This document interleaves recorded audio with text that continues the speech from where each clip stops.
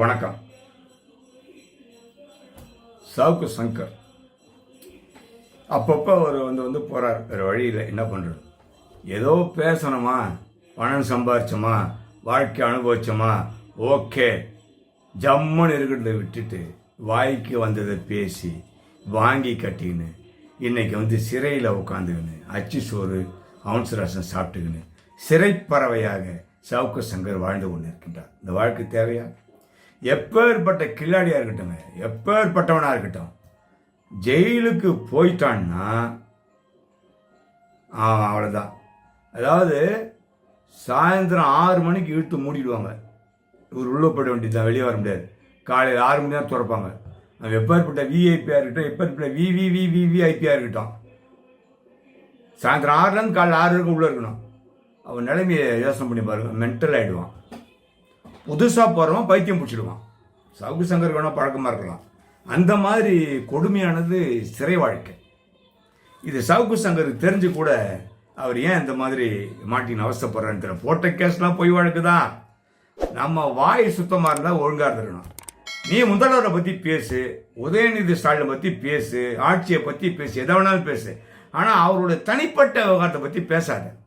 யாருக்குமே யோகிதை கிடையாதுங்க தனிப்பட்ட முறையில் ஒருத்தரை பற்றி பேசுறதுக்கு. இன்னும் குறிப்பாக சவுக்கு சங்கத்து யோகிதை கிடையாது. அது இருக்கட்டும், அதை பற்றி பேசினா அவ்வளோ பேசலாம். அதாவது அவர் அந்த அளவுக்கு பேசுறதுக்கு காரணமே திமுக காரர்கள் தான்.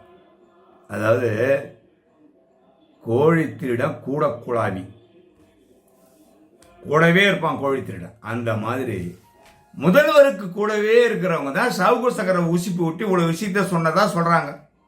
பப்ளிக்கில் வருது மேட்ரு.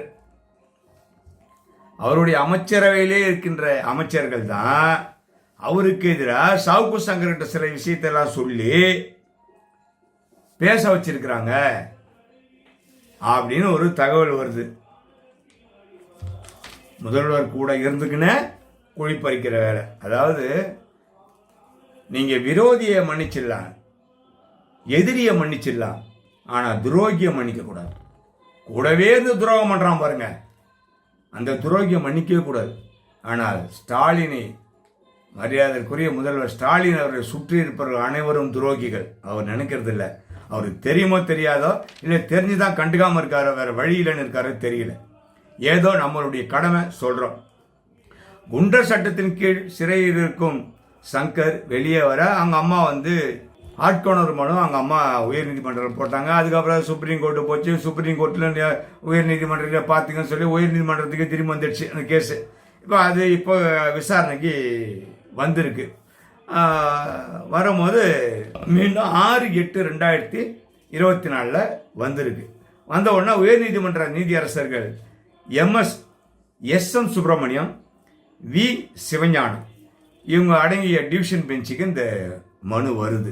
வந்த உடனே மனுதாரர்கள் சார்பில் ஐயப்ப ராஜ் எடுத்து வாதாடுறார். அதன் பிறகு அரசு தரப்பில் அரசு வழக்கறிஞர் ராஜ் திலக் அப்படின்னு ஒருத்தர் அவர் பேசுகிறார். அப்படிங்க பேசுவாங்க, கவர்மெண்ட்டுக்கு ஆதரவாக தானே பேசுவாங்க. அப்படி 2 பேர் வாதத்தையும் கேட்குறாங்க நீதியரசர்கள். 2 பேர் வாதத்தையும் கேட்டுட்டு சொல்கிறாங்க, யூடியூப் சேனல்கள் வரும் காட்சிகளை அதை அவர்கள் பார்ப்பவர்கள் எண்ணங்களை பொறுத்து தான் இருக்கு. சமீபத்தில் கூட நான் ஜெயிலர் படம் பார்த்தேன், ரஜினிகாந்த் நடித்தது. எல்லாமே அதில் வெட்டு குத்து சுடுறது வெறும் வன்முறை காட்சிகள் தான். ஒரு குடும்ப பாம்பாங்க ஒரு காட்சியும் கிடையாது. எம்ஜிஆர் மாதிரி ஒரு கருத்துக்கள் சொல்லுகின்ற பாடல் காட்சி எதுவுமே கிடையாது அப்படின்னு நீதியரசர் சொல்றார் கோர்ட்டில். யாராவது அந்த மாதிரி அர்த்தமாக பாடி படம் எடுத்துருக்குறாங்களா தெரியல. அதனால ஒவ்வொருவர்கள் பார்ப்பவர்களின் எண்ணத்தை பொறுத்து தான் எல்லாமே அமையும். பெண் போலீஸை பற்றி சவுக்கு சங்கர் அவதூறாக பேசியிருக்கிறார்.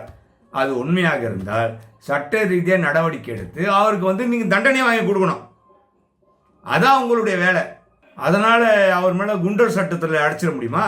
அது சரியான விஷயம் அல்ல அப்படின்னு சொல்லியிருக்கார். அதே மாதிரி ரவுடிகளுக்கு அவர்கள் மொழியிலேயே புரியும்படி பதிலடி கொடுப்போம் அப்படின்னு புதுசாக பொறுப்பேற்ற சென்னை மாநகர ஆணையர் அருண் சொன்னார். அதனால் அவர் வந்து ரவுடியாக செயல்படுவார்னு அர்த்தமா? அப்படிலாம் கிடையாது. நம்ம பார்க்குற பார்க்கையும் நம்ம அணுகிற முறையில் தான் எல்லாமே இருக்குது அப்படின்னு தெளிவாக மேஜர் நீதியரசர்கள் சொல்லியிருக்காங்க.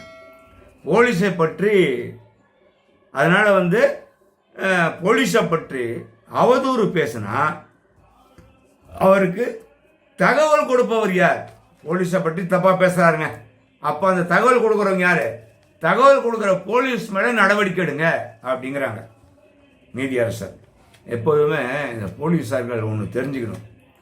ஒரு நிருபரை பிடிச்சோ ஒரு பத்திரிகையாளர் பிடிச்சோ இந்த செய்தி நீ எப்படி எழுதுன, இந்த செய்தி யார்கிட்ட வாங்கின, யார் சொன்னது, சோர்ஸ் சொல்லு, அது கேட்கக்கூடாது. பத்திரிகை தர்மம் அதுதான் வேலையை. அதை எப்படி நாம் சொல்ல முடியும்? அது முட்டாள்தனமான கேள்விகள் கேட்பார்கள், லீடிங் கொஸ்டின். அதெல்லாம் அது புரியாமல் சில பேர் கேட்பாங்க. அந்த மாதிரி அவதூறு பேசினாரா, போலீஸ் சொன்னாங்களா, போலீஸ் மேலே நடவடிக்கை எடுக்க அப்படின்னு கிளீனாக சொல்கிறாரு ஜட்ஜி. அதுக்கப்புறம் யூடியூப் சேனல் பார்த்தாலுமே எல்லாமே பொய்யா தான் இருக்குது. அவரே சொல்கிறாரு நீதியரசர், எல்லாமே பொய்யான செய்தி தான், அது எங்களுக்கும் தெரியுது.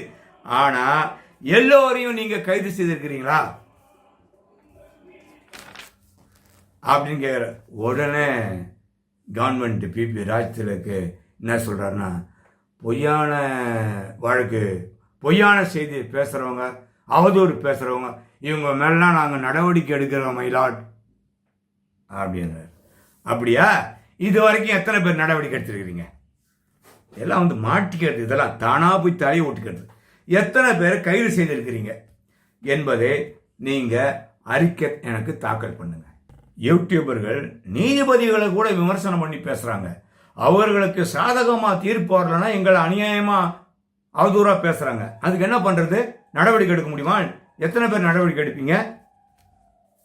எல்லாரும் விமர்சனம் பண்ணுறாங்க அப்படின்னு அதையும் சொல்கிறாரு.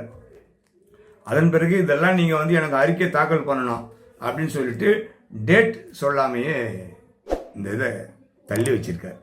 உண்மைதான், யூடியூபர்கள் வந்து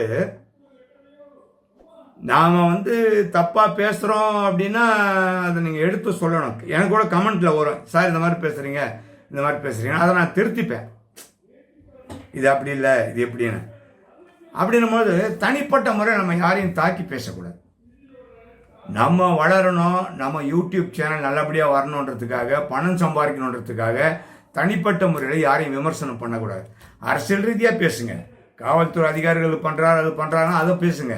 முதல்வர் இந்த மாதிரி தப்பு பண்ணுறாரு, அதை பேசுங்க. உதயநிதி ஸ்டாலின் அவர்கள் இந்த மாதிரிலாம் செய்கிறாருன்னு பேசுங்க. உதயநிதியினுடைய பர்சனல் உள்ளே போய் பேசக்கூடாது, அது தப்பு. அது வந்து நமக்கு வந்து யாருக்கும் அதிகாரம் கிடையாது. ஒட்டுமொத்தமாக தனி மனித ஒழுக்கம் யாருக்குமே கிடையாது. அப்படி பார்த்தோம்னா தனி மனிதன் ஒழுக்கம் இருப்பவன் மட்டுமே இந்த நாட்டை ஆளுவதற்கு தகுதி உள்ளவன். தனி மனித ஒழுக்கம் இருப்பவன் மட்டுமே இந்த ஆளுவோர்களை விமர்சனம் செய்வதற்கு தகுதி உள்ளவன். இந்த தகுதி யாருக்குமே கிடையாது. அப்படின்னும் போது வாய முடியும் போக வேண்டியதானே, வாயை பொத்தின்னு.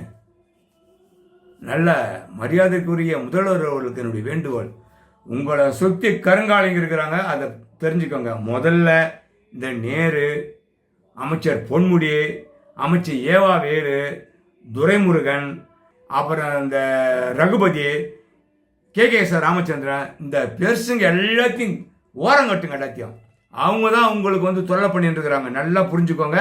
நீங்கள் என்னன்னு தெரியல, அவங்களுக்கு நீங்கள் அடிமையாக இருக்கிறீங்களா, எனக்கு எதுவும் சொல்ல தெரியல. ஆகவே அவர்களை எல்லாம் களை எடுத்து இளைஞர்களை உள்ளே போடுங்க, மந்திரி பதவி கொடுங்க, ஆட்சி நடத்துங்க. இந்த கேட்டுங்களை எல்லாத்தையும் வெளியே அனுப்புங்க.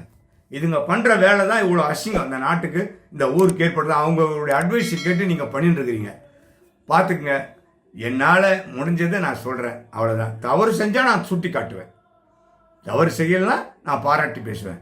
இதுதான் நம்மளுடைய கான்செப்ட். மீண்டும் இன்னொரு காணொளி காட்சியிலே உங்களை சந்திக்கின்றேன். நன்றி, வணக்கம்.